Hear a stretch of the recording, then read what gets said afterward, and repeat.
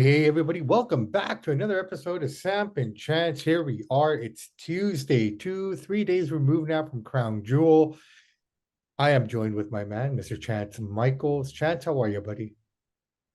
Doing pretty good. It's cold out there, but not bad. How about you? Yeah, it's not bad. I woke up to snow this morning on my car and Oh, there's stuff. snow. Nothing, yeah, there's nothing on the roads per se, but just on the grass and on the cars a little bit. So kind of delayed me a little bit because I wasn't ready for that. And yeah. Anyways, Oh it's yeah. that time of the Oh, year. Sorry, say that again. we had no snow out here. We got lucky. Yeah. No, we got a little bit up here. I guess I don't know. I'm not sure. It is what it was, but nothing downtown. Yeah. Just out here in the East Van. But I don't know. I'm not sure where else snow happened. That's I didn't. But to be fair, I didn't ask anyone either. I just figured snowed. But Crown Jewel, man. Yeah, I'll there's no snow in the valley. no none. Hey, you would think that'd be the place where all the snow would be, You think so? right? But I guess you'll probably get your dump sooner than later. Probably, yeah. Fantastic. So Crown Jewel is in the bag. I'm gonna start with this right off the bat. Logan Paul impressed me. Oh Um, yeah. he impressed me. What impressed me the most was his ability to sell and to pick up on the crowd cues. Is showing just being a wrestling fan, I think the one thing that I find most disparaging are when people come into the industry or into a promotion and they don't take it seriously. They think it's a joke, and like I mean, we can look at Floyd Mayweather when he fought Big Show. Okay, that was a mismatch that shouldn't have happened. That's a bad example. Give me another example. When Snooki came in on the women's side, she looked really horrible. Yeah. Outside of Bad Bunny, I don't think there's been anyone else outside of Logan Paul and Bad Bunny that have actually made me go, "Oh my, wow, these guys are, really trying." And Logan Paul, man, respect. I'm gonna say it straight up, man. He's a hell Respect. and he's a hell of an athlete too. He can run around, he can fly around, he's got good moves. Like he's a super good athlete. No, he's phenomenal. I take nothing away from the Paul brothers. I love what they're doing. I love the fact that they're bringing eyes to the sports that we both love. Hmm. But in the case of Jake, like I said, I think he would have a better career as a WWE superstar than a boxer. Seems like the way he looked so natural when he came out there. Oh, he might do that one day. Don't ever doubt it. You might see a Paul Brothers tag up here. Don't you never know. Well, that I think would be the next logical step, them against the Usos or something in a bloodline sort of a deal. Unfortunately, the man worked too hard. He tore his meniscus, MCL, and ACL. By all accounts, he should be out for the next 5 to 7 months, Too which bad. kind He of put on a hell of a match too. and you know what? Credit to Roman. Credit to Roman. He carried him really well as well. And that's considering Roman Reigns is that kind of guy. You wouldn't expect him to be able to, carry someone, and he carried him, man. He did, but the best moves of the match were done by Logan Paul. I thought he jumped No, off the top rope, you viral and all that stuff. Right? Roman can't do that kind of stuff. no, Not that that he needs to, no, but but the acrobatics and everything else, yeah, top line, yeah, he did a phenomenal job, taking nothing away from any of them. What I'm saying is, Roman was able to kind of, control the yeah. He match, was a like you ring said, general. right? He was the ring Yeah, general, and he did a great job at it. He was really, really good, and I was really impressed by him as well. I think what impressed me the most about this match, Chance, was very simply put, on paper, any way you kind of wanted to book it, it should have been a squash. Considering everything that Roman's gone through, considering the names that he's fought during this reign, that includes John Cena. yeah. You would think this would be a squash, right? I mean, a man has the third match going in and he's fighting for the title. The way they booked it, the way it played out, it made you really believe. It made me really believe that, oh my god, this guy can actually win. So I think, dude, to be honest with you, I think Logan Paul had one of the best performances of the whole night of anybody. The way Well, he that wrestles, the way his acrobatics, the way he moves, the way he sells, like he was a top 2 or 3 performer of the night. I think, 100%. No, I'm not right? going to disagree with you. I think by far the match of the night has to be either that or the last woman standing match, which was really good as well. Yeah, Bianca retaining that one. And it was kind of a unique. I mean, it's kind of silly looking how she got her down for the 10 count. Like, I think she could have slid out of under the ladder, but I mean, for the purpose of whatever. Um, Bianca, now that's 3 on Bailey that she got.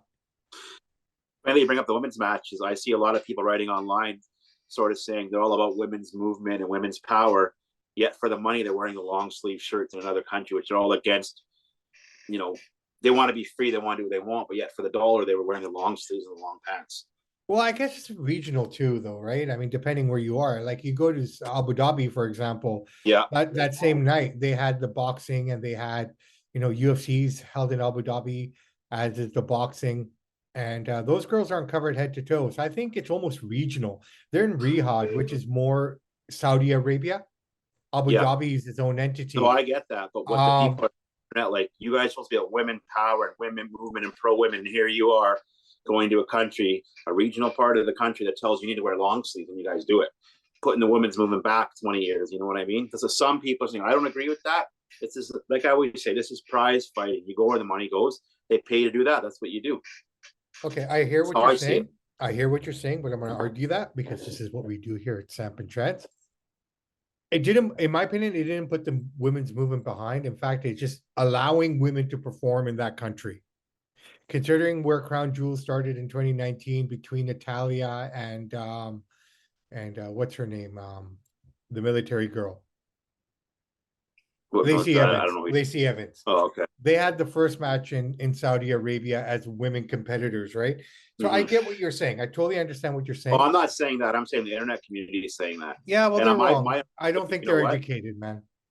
Well, my thing is this. Of course, they're going to wear what they're told. They're getting paid a lot of money. You're not going to Yeah. say no. I'm wearing a tank top. You won't be booked. So you do what you're told. I Well, agree with the women. they'll get in a lot of trouble there. Okay, for whatever reason, WWE signed a 10-year contract with one of the most stringent, stricted regions of the Middle Well, you'll East. be arrested.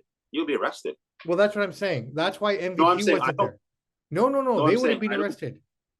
I know, I agree. But what I'm saying is they wouldn't have went there if they would have said, "Hey, I'm wearing a tank top." They wouldn't even made the flight. What I'm saying is I don't agree with the internet community. I don't blame the women for wearing that. They were told what to do. They did what they were told to do because they want the money. It's simple. This is prize fighting. They're Yeah, not going yeah. to take a stand and go to No, jail. Look 100%. what happened to Brittany Griner in Russia. She's in jail because she brought weed there. Yeah, and it wasn't even real weed. It was just a half an empty Yeah. cartridge. Anyways, that's not that. But what I'm saying is like, okay, here's 2 things. Sammy's not allowed in Saudi Arabia because of his Lebanese heritage or whatever the case may be. Mhm. That's why he wasn't allowed. MVP didn't go because he was afraid of getting punished if he went there. He's a former Muslim who became an atheist. And apparently in Saudi Arabia, it's a huge crime to denounce Oh yeah, Islam. yeah. So because of that, that's why MVP wasn't there. Smart. You don't want to go to jail in those countries like Russia No, and no, Saudi like Arabia. he would get off the plane, they would arrest him instantly, right? Without Yeah. any jurisdiction or anything, just based on belief, right? So I mean, Saudi Arabia has a long way to go, right? I just hope that when it's all said and done, that Triple H and the crew, Nick Khan and them, move over to Abu Dhabi where they can have a little bit more freedom with their competitors and more people can come through, and it can be a bit more enjoyable. I think But that's with the the way. money that they're paying them, though, it's hard to do that, right? Yeah, They're getting no, paid. no, So no. I don't even know how much they're being I paid. I But a get it, lot. but they get paid the same amount, if not more, in Abu Dhabi. Maybe, yeah, maybe. Yeah, right. They're like those guys aren't short of cash on any region, right? I No, mean, no, no. I get it. we're They're not still talking. locked in We're 7 not more talking. years. 4 more years. 4 more years. Yeah, I yeah. just find it funny that some of the women, they're pro women, we're pro this, and they go and do that. So to me, it's kind of like, I think they're found trying it to. funny. I think they're trying to respect what the policies are in the region No, is they as are. well, No, and I get it. whatnot. But I mean, But at if the you end of ever the told day, them in America, you got to wear long sleeves, they'd be protesting the arena, and it'd be a big thing. But they go there and they do it because they're getting paid a lot. well, people are going to protest Like they everything. put their beliefs aside for a stack of cash. Is basically what some people are saying on the internet, And you know what? right? Probably they have, right? I mean, in a way Oh yeah, they did, sure. right? I don't Vince blame did. them. No, I it don't makes blame sense. It makes sense. them. I Um, don't blame them. but yeah, so the only problem I had with Crown Jewel were the first 3 matches, in my opinion. I mean, they just kind of ended in a way that you shouldn't have ended. For example, Brock and Lashley. Now, Lashley looked like he found his inner Hulk Hogan in his tights. Yeah, I with like it, his outfit. right? I think he's basically, turned heel again, it seems like. He's Does it? completely dominated that match, completely dominated it. And to have Brock just kind of fall back on him while in the hurt lock to get the victory, it seemed anticlimactic. That was one. The other one was the Yeah, I was lackluster. bronze, right? The other one was the Braun Strowman against Omos. I was expecting more things from that in terms of offense from both sides, but again, it felt like a squash match with It did. Braun getting one move in at the end to win it. Yeah. That was disheartening. Um, the cage match. You have a story built up where these two guys hate each other so much, The only way to contain it and to ensure that someone wins this fairly without the outside interference of Scarlett, you figured these guys would beat the tar out of each other, but it seemed like all they wanted to do was get out of the cage, Yeah. right? It was interesting. Yeah, so that match kind of let me down a little bit as well. The women's tag team match, it was great. It was fun to watch, but the outcome wasn't what it should have been. It just feels like, why did you put the straps on these guys just to take it off them? It's almost like they gave them the title so they could have a match set up for them in Saudi Arabia. And lose it. And to lose it, and with outside interference from Nikki Cross, who no one saw all week, there's still no real explanation until this Monday. This Monday, Raw, we finally started to get pieces together on what's going on with her. To be fair, I like her psychotic character. I don't mind it. I think it was good. I think it's good. Something different. No, Brawling Brutes against the Usos, standard match. I thought it was fun. They worked well together, no problem there. Usos came out on top, so Bloodline is completely intact. Last women's standing match, those girls put on a show, man. I'll say it. They worked really well together. It was a lot of fun to watch. That was good. Some of those spots, some of the men, like I looked at some of that stuff, I go, oh shit, even the guys won't do that stuff. But they were able to do things that they guys couldn't do. For example, that one spot where Bailey threw her in one of those fucking trunks. Yeah. And the referee's counting, just kind of like Jack and the Bobs pop out. So I mean, from that perspective, it was kind of innovative. It was kind of original in some ways. So it was kind of cool. They went hard with those kendo sticks, eh? They did. There's that one spot I really enjoyed. The next day. Yeah, the one thing I enjoyed as well is where Bailey got Bianca in between the steps somehow and got her underneath the stairs. And that was fun. So all in all, like I said, I would say the last two matches delivered 100%. I think every other match delivered, but could have delivered better. So for that, I'd give it a 6 out of 10. Some of the matches seem, they seem like they're rushing it. The Lesnar match, the Omos match, is a little rushed. Well, I mean, how many matches do you have? 6 matches, right? 3 hours and 40 minutes that pay-per-view went. What, 4 hours? Almost, yeah, 3 hours and 40 minutes, man. I mean, okay, I guess Bray had his money's worth.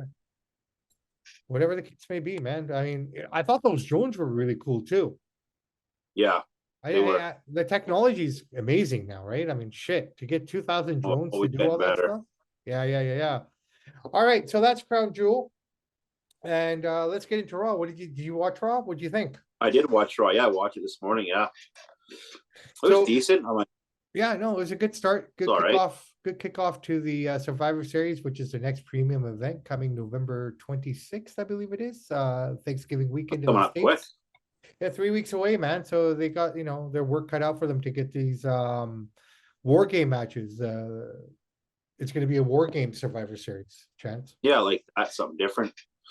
That's been a while. I mean, war games is predominantly being a WCW thing, and more recently done on NXT a lot more. So it's kind of cool to see it come up to the main roster. And, as the night goes on here, the show is starting to build itself up. So the Usos come out with Koya. No Sammy. Still no Sammy. They come out, they start talking about their tag team match with the New Day coming up on Friday Night SmackDown. This is more than just a title match. This is, if the Usos win, they will also take the record for consecutive days as tag team champions. Currently, I hope they lose. I'm so tired of these guys. Currently owned by the New Day, though. Remember, New Day held that thing for almost 400 days themselves, right? Yeah. So, it's kind of a cool little match there. And the way they built it up was kind of cool. The New Day came out, they go back and forth, and they're complimenting each other. They recognize each other. They've had some great matches. That Hell in a Cell is still stands out as one of the best matches these four guys have put on together. Yeah. That was Good really one. good. If you haven't seen it, go back and watch it. I don't know what show it was off of, but all you got to do is Google Hell in the Cell Usos versus New Day. That was a He'll good pop up. match. Yeah. Um, Matt Riddle comes out because he's a man with no program right now.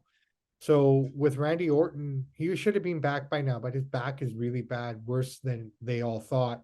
So they really didn't have anything written for Riddle because the plan was for Orton to come back and turn on Riddle and have that built-in feud go right off the bat there. But I guess Riddle's just trying to find his spot now. So it turns out to become a six-man tag match.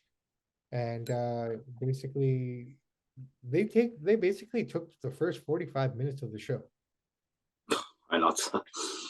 with the promo That's and what happens when you everything. get a 3 hour event, right? You got to fill it up somehow. Yeah, I think Raw would be better as a 2 hour show, man. I really do. I mean, SmackDown pulls it off perfectly. In the rosters are the same size. I think The thing is, basically, though, there's too much money in advertising to lose to cut it down. That's why. yeah. No, for sure. Okay, so Koya wins this match by defeating Riddle, which makes sense because it keeps the two tag teams hot. And it was a good match overall, though. I don't have any problem with the match. Yeah, it wasn't bad. It was fun. It was what it was. JBL comes out, he starts mocking Pennsylvania for losing the World Series, does his whole little shtick. Out comes Baron Corbin against Cedric Alexander, basically a squash match to make him look strong. So that's basically it there. Elias versus Otis. This is kind of going on their feud back and forth here. So Riddle should have been more involved in this. If you ask me, he kind of left Elias high and dry, right? I mean, he'd been feuding with the Alpha Academy with Elias. And Yeah. tonight it was a one-on-one match, and you know what? A rare victory for Otis. I'm glad he got it. Wasn't a bad match either. Those guys both are good characters. I enjoyed it. No, they had a fun time. All right. Austin Theory versus Shelton Benjamin. So Theory has a big night here. He gets the victory over Shelton Benjamin, which is fine. Everything is beautiful.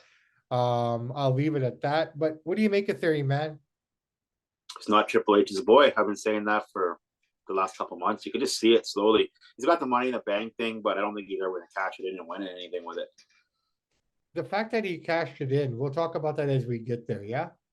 Yeah. The Miz is here and he's talking, with Johnny Gargano. They're going back and forth. It's a weird story, this one, man. I don't know what.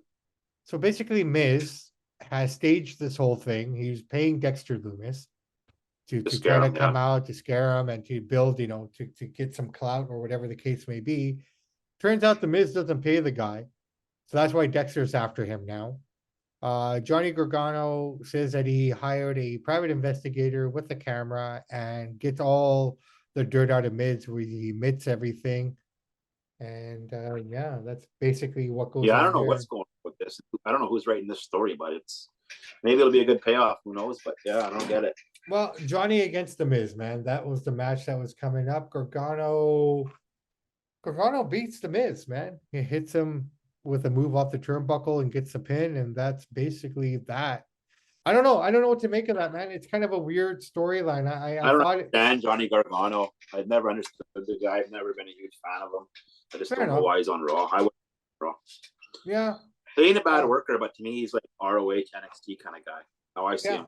Yeah. Dana Brooke against Nikki Cross for the 24/7 title. And I believe this is the day that the 24/7 title has died.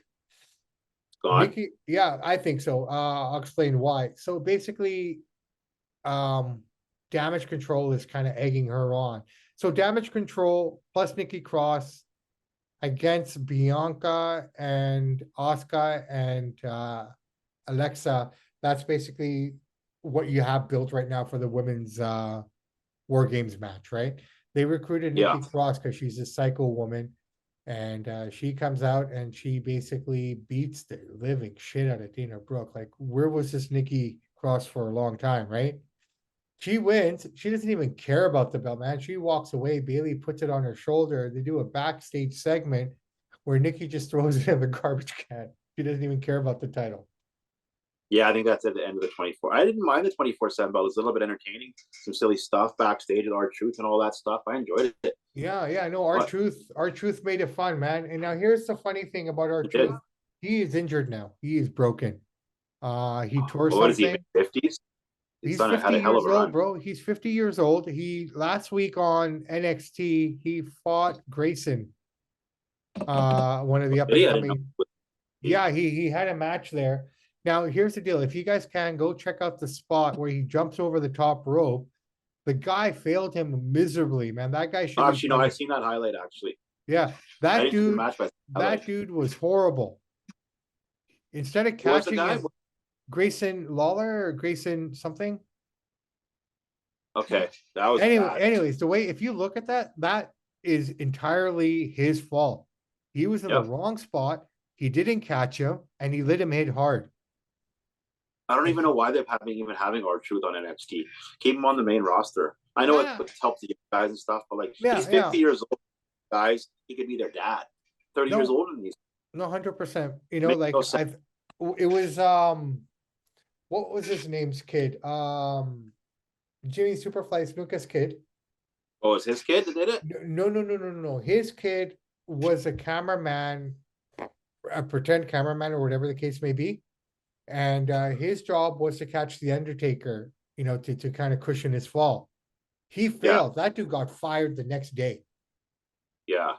So I don't know if there's any I know Shawn repercussion. Michaels is my favorite wrestler, but if I could say one thing to Shawn Michaels, dude, what are you thinking? Putting a guy who's you're only a few years older than on NXT. R-Truth is 50. These guys are in their 20s. There's no need for him there. Unless you can do a comedy spot in the ring, he doesn't need to wrestle on NXT. Savor the guy's body. He's 50. I would say that to Shawn Michaels. If I could ask him a question, I don't get why he would do that. Well, I mean, he's R-Truth. He's been around forever, man.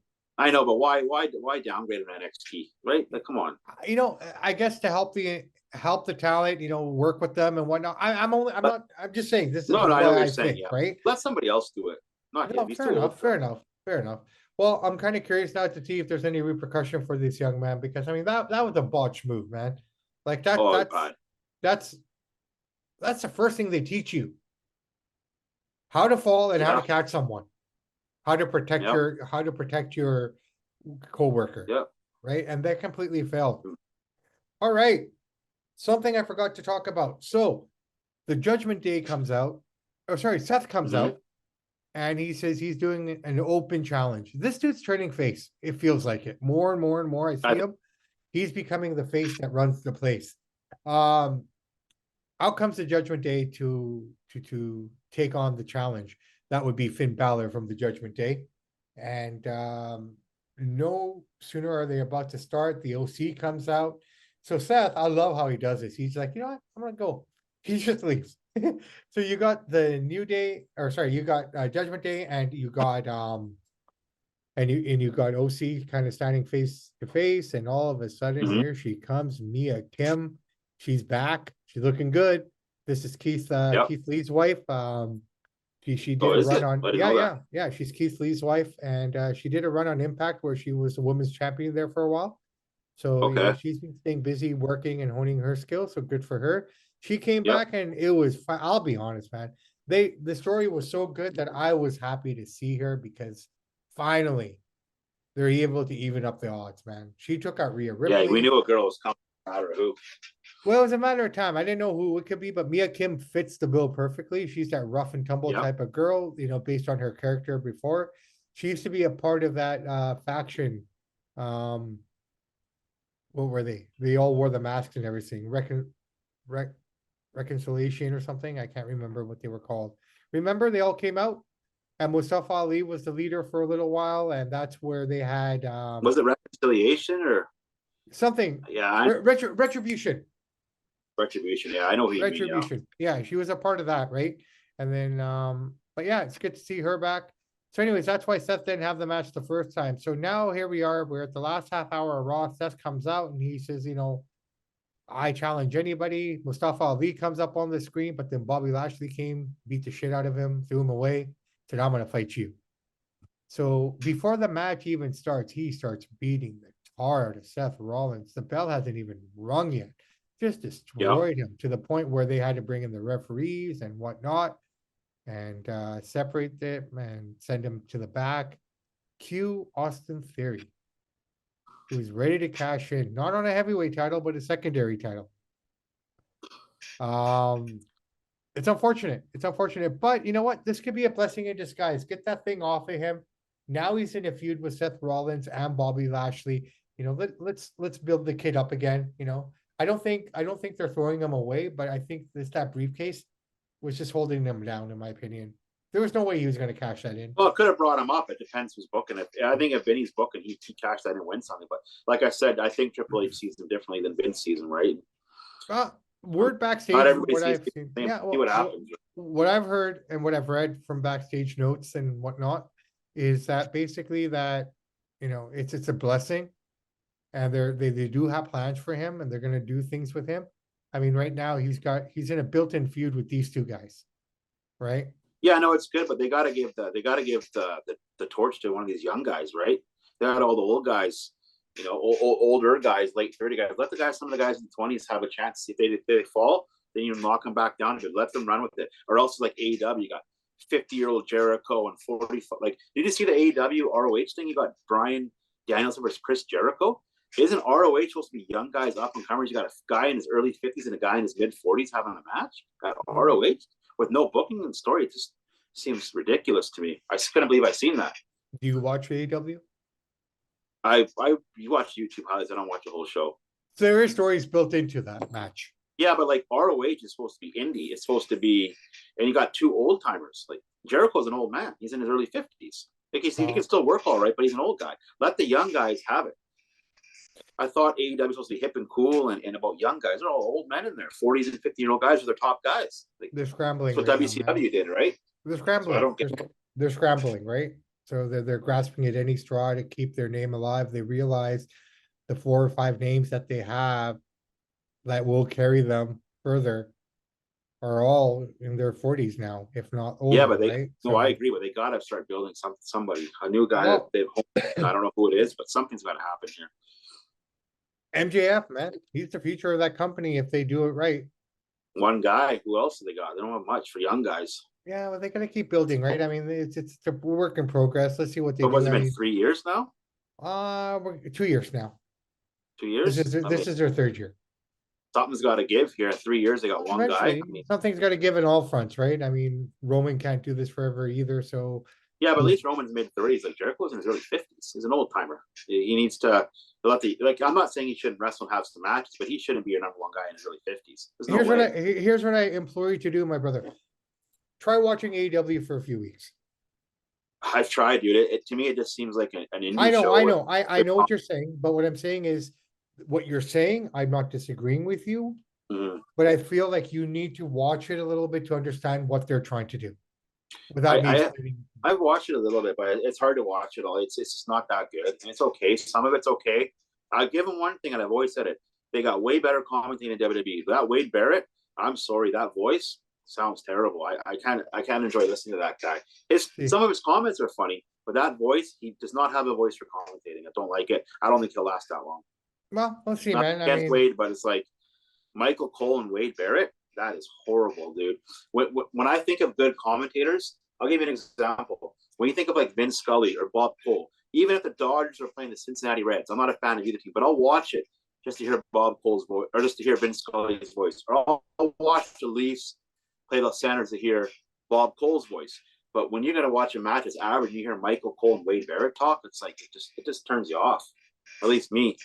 There's no good commentators anymore in wrestling. They're the old guys like JR, Shivani. There's no like great voices anymore, especially the young guys. Well, I mean, again, I don't get it. What's happened to the artist storytelling is dying off in wrestling with the commentating, at least. Like Jesse Ventura and Gorilla Monsoon, they bring you in, they draw you in, they make you hate this guy or love this guy. These guys now are just talking out there, you know what? Well, I mean, the project is very different from when Gorilla Monsoon and Jesse were doing it. They were more, you know, character story. Hold on. Late 90s. All I'm saying, No, it wasn't. But I mean, even up until the but in the late '90s, he was doing WCW, right? I mean, nothing great Yeah, about but he had, at anything he least he was had, calling there. yeah, but he had a good character. He hated this guy, and he made him about Wade Barrett and even Pat McAfee. Like I just don't understand. They're just, it sounds like they're just talking, hear themselves talk. It seems sometimes, and I never been impressed with WWE's commentating for all since JR and King have gone. I Just don't mean, enjoy it. at the end of the day, guys have to move on, and the next generation has to come in, I right? get it. No, I get it. But I'm sure that when Jim Ross started commentating, everyone who thought that Gordon Soley was the best commentator of all time, and you know what? In a lot, if you look at the Mount Rushmore of commentators, Gordon Soley is the first guy there, man. Like yep. Gordon Soley But was what I'm saying amazing. is, at No, least no, you no, knew no, no. Hold on. Let me Ross finish, had man. the You keep voice. cutting me, bro. You Cole keep doesn't have a voice though. hold on. You keep cutting me off. Let me finish. All I'm trying to say is that every generation has to start again, right?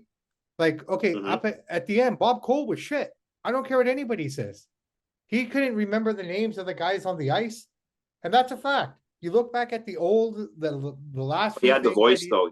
No, no, I get it, but eventually it has to move on, man. And if you're gonna be stuck in the But past, then you're Cole's never gonna 80 though. hold on, bro. All I'm saying is if you can embrace what the future is gonna bring, I'm not saying you're wrong. Okay. I'm not saying that these guys are the best guys. Yeah, they still got to find something, but you know what? That's what they have right now because that's all they have available to them, right? I mean, I get it, but if you keep going, Michael Cole's been around for 25 years. He's not a fan favorite. He doesn't have a great voice. His play-by-play is average at best. He's not even a top 10 of all time. He's been around for 25 years now. They got to move on from Michael Cole. I get it. He's a good guy. who do you He bring gets in? along. He's Okay, but respectful. you're ready to erase him. Then who do you bring in? I don't know. I would You got to do have some someone, auditions and right? well, But I I'm not mean, in WWE. I don't get to hear the auditions, but I would start auditioning people and get them move them along. and they're constantly I would auditioning people. They're hear the new constantly voices coming up. right, and they're bringing in all the new voices. They keep trying, right? I mean, Yeah, but they that's haven't. They got to eventually find somebody that's like has that yeah. it factor. Okay, They haven't done that all right. long. So if AEW didn't scoop up Jim Ross, right, And and Shivani, Shivani's not even that great. I don't think Shivani's that he's still great. better than Cole. I disagree. I think Michael Cole's I better think him over than Michael Tony Cole. Schiavone.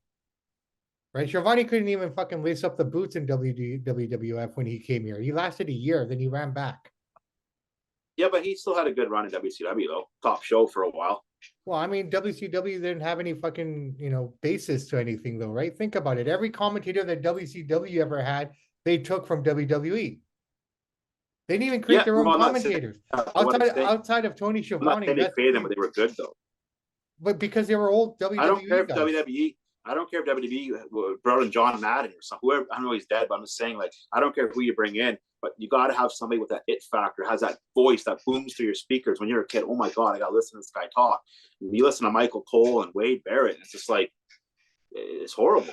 So what do you You think of got to Corey have that Graves? it factor. Hmm? What are your thoughts on Corey Graves then? He's okay. It's nothing special. Like I said, he doesn't have that special voice like a Jim Ross or a Pat Summerall or a Dave Niehaus has. You know, just a regular punk rocker looking guy, right? He's okay, but Brother, sometimes doesn't. I don't know, man. You know what? I mean, it's just I hear what you're I like the saying. new guys. I want young guys. I want guys like Oscar to come up. But I'm saying I'm talking commentating, and right now WWE's commentating is I think it's horrible to be honest. I've always said that though. Well, then, brother, just watch a show with no volume. Hey, man, I don't know. I don't know what else to won't. say to you. I have no problem with Wade Barrett. I think I enjoy it, but then again, I grew up watching a lot of British television Oh, and I and a love lot Mortal of British because he's entertaining. But I just think and Wade Barrett's bad at what he does. It's just my I don't know. take on it, right? I think you got to give him a chance. Try him again. But hey, that's up to you, brother man. That's your opinion. I love it. Yeah. But so that's basically it. That was Raw. That was the show there. Um, Last week, a good friend of the show, Vance Nevada, broke down the fourth wall. Do you want to talk about that a little bit, or should we leave it alone? Yeah, go ahead. All right, so a good friend of the show, Scotty Mack. People are trying to cancel him again, but this time I think people have had enough of this. We have called out the people that are saying these things about Scotty. So just to give you a bit of a reference point here, there's a certain group of individuals out there that are smearing his name. They're calling him a racist. They're calling him anti, what is it? Anti-BLM, LGBTQ, anti-trans. anti-trans, anti-this, anti-that, anti. Anti-vax. Yeah. Yeah, anti-vaxxer, anti-this, blah, blah, blah. I'll tell you what, man. I have known Scotty Mac for 25 years, and I have never, and I'm brown. So if anyone's colorblind watching this, no, I'm ethnic. I'm South Asian. Okay. He's a white guy, and I've hung out with him. I've broken bread with him. I've basically, fuck, what can I tell you, man? The guy's not racist. He is not racist at all. If he was What racist, I see in all this thing is, well, the thing is, these guys that are throwing out the word racism and you're racist. These are the guys that are probably more racist than Scotty. They can't debate him. They can't question what he's saying. So you're racist. That's how they control the narrative. That's how they attack his character. That's how they turn him down. So when I seen VIPW, I seen some posts on there. I was the first guy to get in there and start saying, "Hey, this is crap." Kind of started snowballing from there. One of the referees sent me the screenshot and he said, "You got to say something," because he was too scared. So I started it, and then other people started coming in there. But these guys that are calling him all these anti things, they won't debate him. They won't say what he did. They have no screenshots, no text messages, no voice recordings of saying anything racist or bigoted or anything. They're just saying that to control the narrative and shut him up and ban him. And they're hiding out. I wish they'd come on the show and show the evidence and prove us wrong. well, I tell you what, Open brother, platform to come on. I left a comment as well, not under the Samp&Chance banner. I did it my own individual one, and I called them out right there. I said to them, "Hey, I know you guys are reading this, Yeah. and I'm pretty sure you guys are going to listen to this too. Hopefully, if you are listening, please like and subscribe."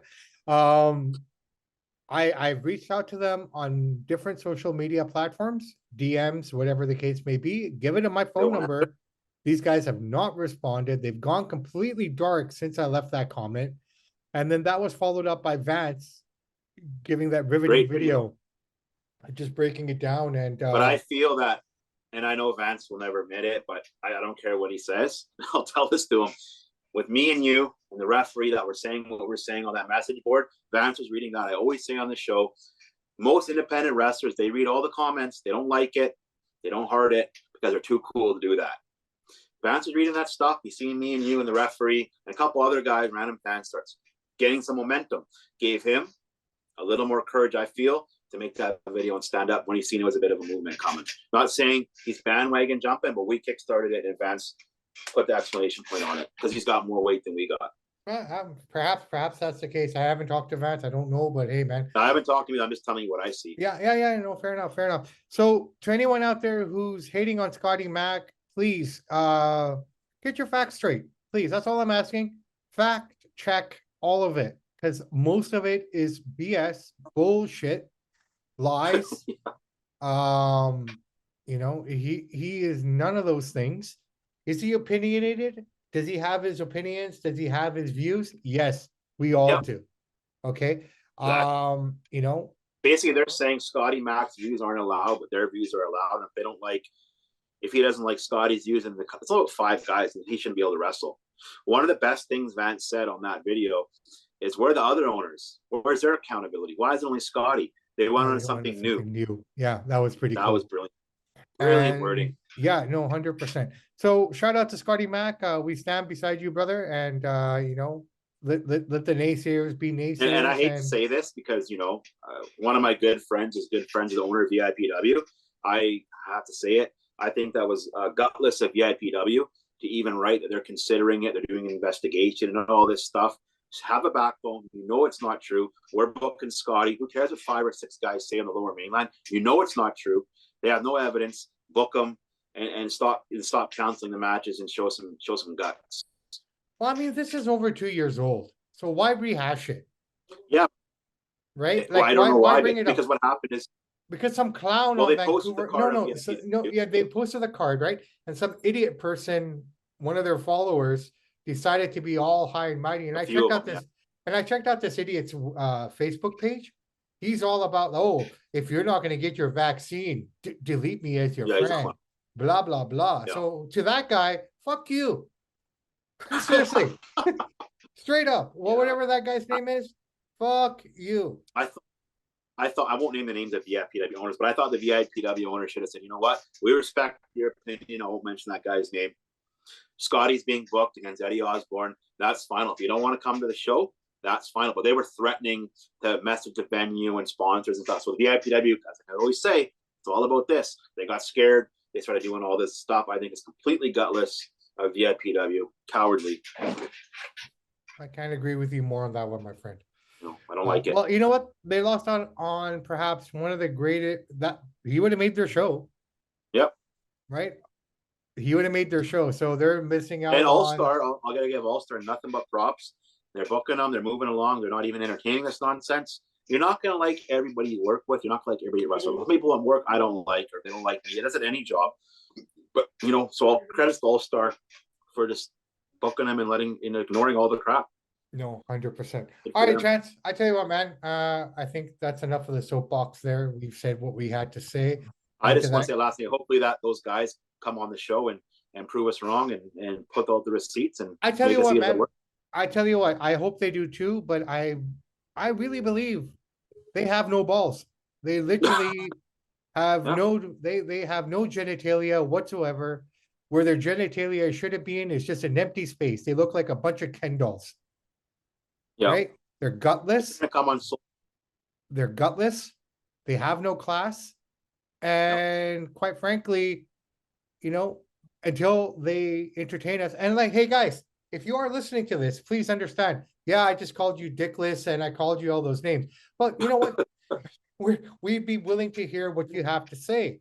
That's all we want. We just want to see some proof. And if you show us something that shows that Scotty's anti-Black Lives Matter or anti-transsexual, then I could say, oh shit, okay, maybe there is something here. But until that point, for 2 years, you motherfuckers have said nothing except nonsense and innuendo without any substance whatsoever.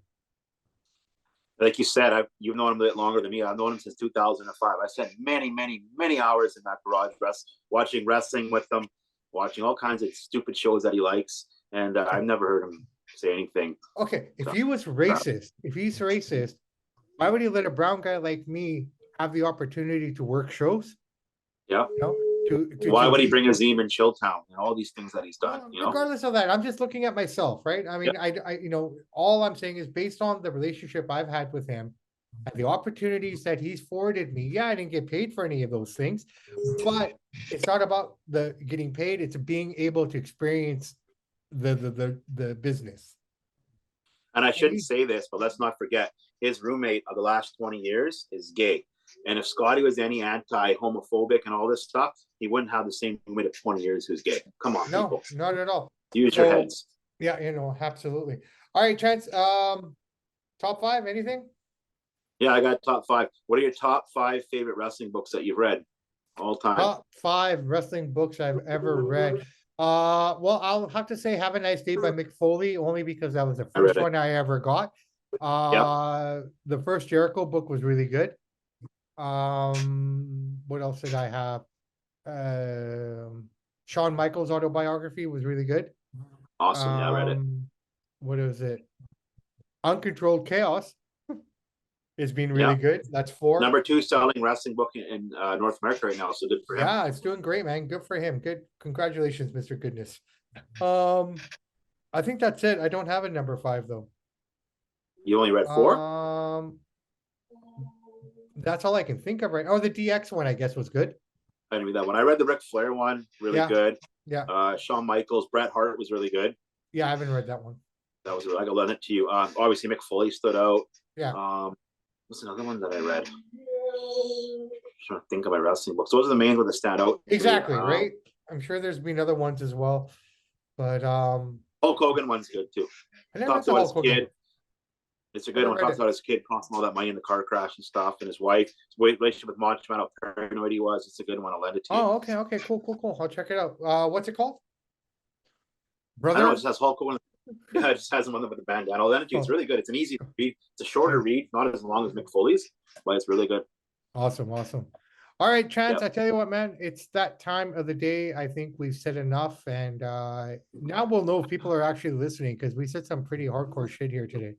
At least I did. Yeah. But to that fan on Vancouver Island again, fuck you. One last time. And I hope we're never friends because I don't like you. So I'll leave it at that. On that note, Chance Michaels, thank you so much, brother, for taking out the time and joining here today. Another great episode in the books, I believe. So that being said, I am Bobby Sampson. He's Absolutely. Chance Michaels. And in the words of the great AC/DC, those that download, like, and subscribe to the podcast, we salute you. We do salute you. And in the infamous words of Ed Whalen, in the meantime and in between time, that's it for Samp&Chance. Everyone, have a great rest of your week. We'll be back Thursday to talk boxing. Take care. Bye-bye.